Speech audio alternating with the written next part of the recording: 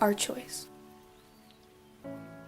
In the 7th grade, I took a general biology class and was instantly captivated, amazed.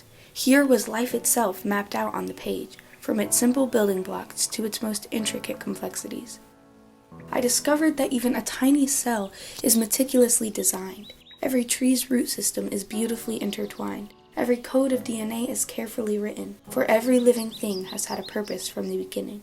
In the beginning, light extended himself eminently, his energy expanding infinitely, our universe's part in his story unfolding. On the first day, the I Am said, "Let it be," and it was.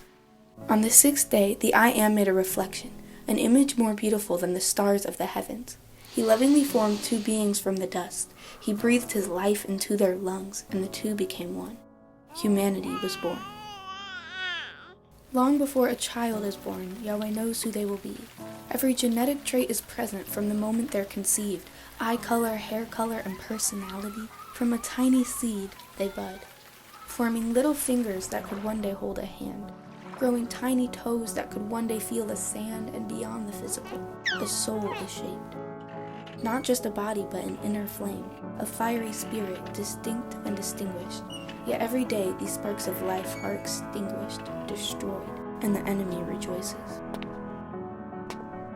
Oftentimes we look back at horrible histories and ask ourselves, where was their humanity? We judge the people who sat idly by, covering their ears to avoid the cries of the innocent. But with over 61 million children killed in this nation, how could we consider ourselves any different?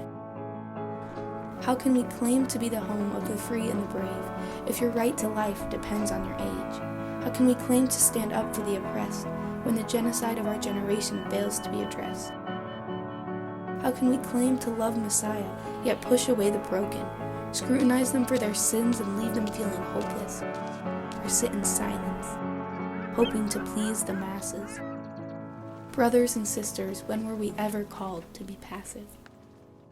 I pray that we will live out Proverbs 31:8, opening our mouths for the mute, defending the rights of all who are destitute. This is my cry, I present it to you. Yahweh's precious creation, left defenseless with no voice. Who will speak up? Where the body?